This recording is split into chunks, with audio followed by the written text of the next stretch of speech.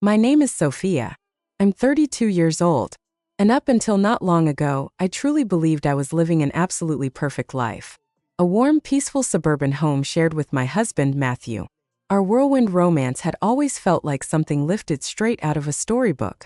I can still picture him clearly on our very first date, his eyes glowing with excitement. "You're different from anyone I've ever met," he had said. And the honesty in his tone made my heart jump. I had flushed, stumbling over my response. "Well, I hope that's a good thing."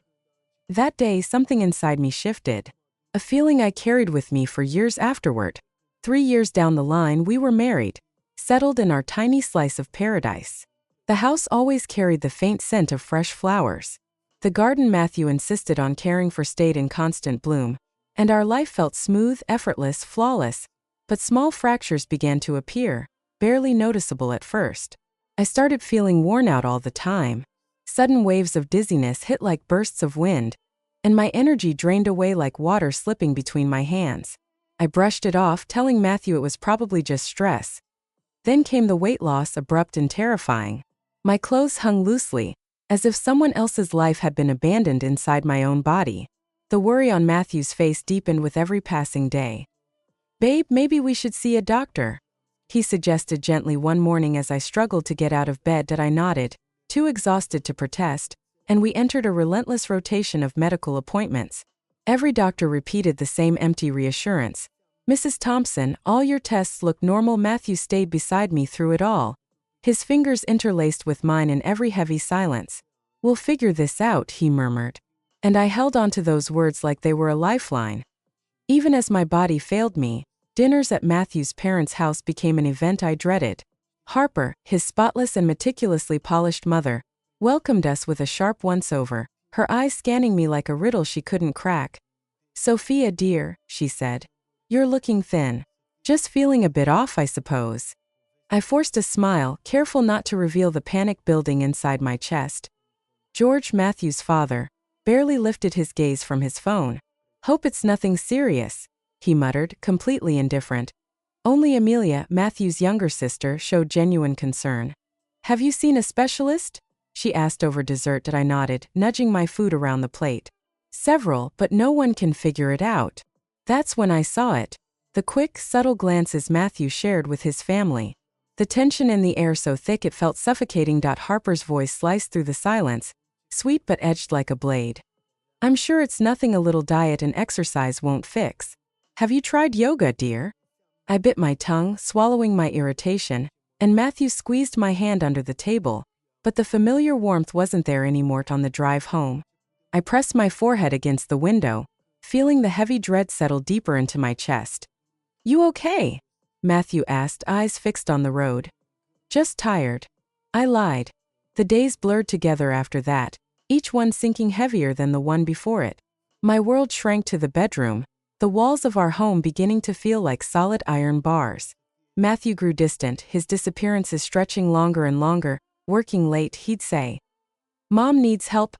Too drained to fight, I let every excuse pass. One afternoon, Harper showed up without warning, her overpowering perfume filling the doorway like a cloud I couldn't escape. "Sophia dear," she crooned, her voice dripping with syrupy sweetness, "don't you think it's time you pull yourself together?" My mouth fell open as she inspected her perfectly manicured nails. "This little illness of yours feels awfully convenient, doesn't it?" I stared at her, stunned, the disbelief freezing me in place. "Are you saying I'm pretending?" She lifted one shoulder, a tiny smirk curving her lips. "If the shoe fits."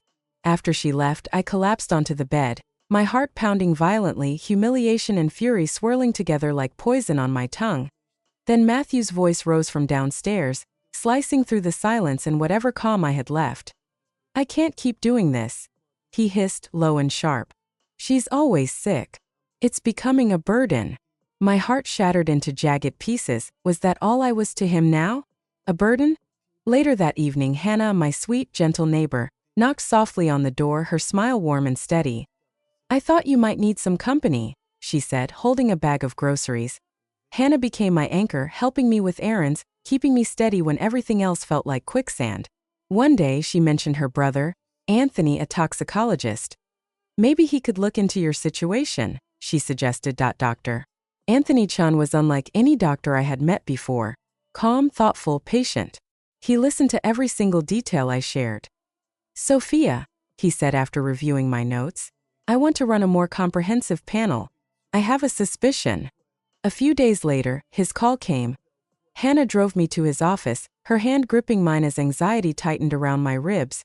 When Dr. Chan walked in, his expression was grave. Sophia, he said quietly, your tests show extremely high levels of arsenic. My world lurched sideways. Arsenic? But how? His voice gentled. It appears you've been systematically poisoned. My knees nearly gave out beneath me, the room spinning, the ground vanishing. The tension at dinners, Matthew's withdrawal, his family's strange behavior. Everything snapped together like pieces of a horrifying puzzle. My perfect life had been a facade. Shock tore through me, pain roaring in its wake, but under all of it, a spark caught fire. Anger that I wasn't going to sit there and wait to die. I started searching the house whenever Matthew was away, rifling. I dug through drawers, cabinets, and the corners of every room. The garage became my refuge for searching. And there, tucked behind old paint cans, I found a stash of arsenic-based pesticide. My hand trembled as I picked up one of the bottles. This was real. This was truly happening. I called Hannah, my voice shaking. Together, we installed hidden cameras throughout the house. She taught me how to access the live feeds on my phone, and I watched the days go by in silent vigilance. Then I saw it. Matthew in the kitchen, carefully measuring something into my evening. My chest clenched, my entire world collapsing. That night, I confronted him, my phone recording secretly. Matthew, I began, my voice steady despite the chaos inside me.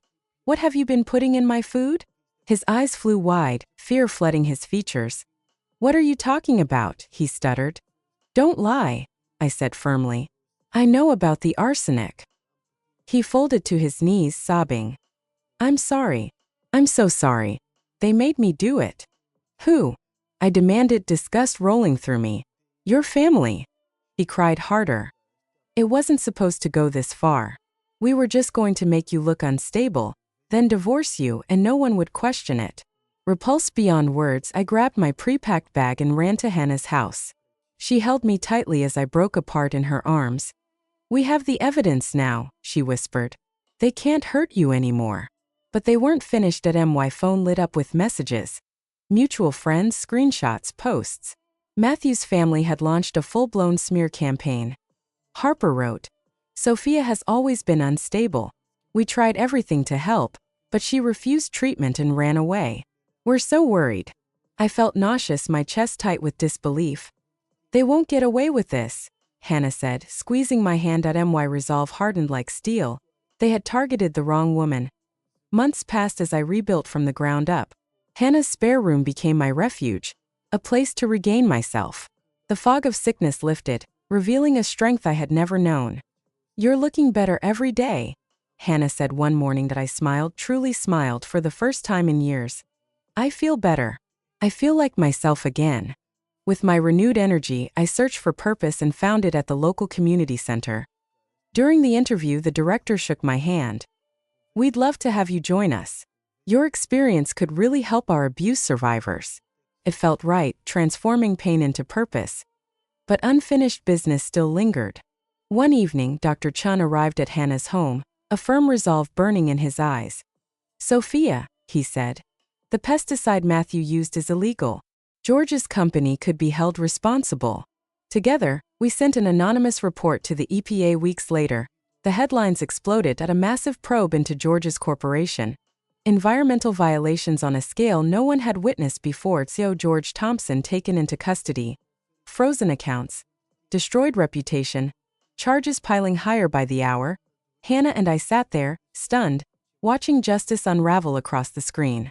They're finally getting what they earned, she whispered. Relief, closure, and a strange quietness twisted inside me. Matthew, drowning in desperation, sank into gambling, racking up debts with dangerous people. Harper suffered a stress-triggered stroke, but I felt no triumph, only the cold understanding that they were facing the fallout of their own choices. One afternoon, my phone lit up with a name I hadn't expected. Amelia, her voice shook.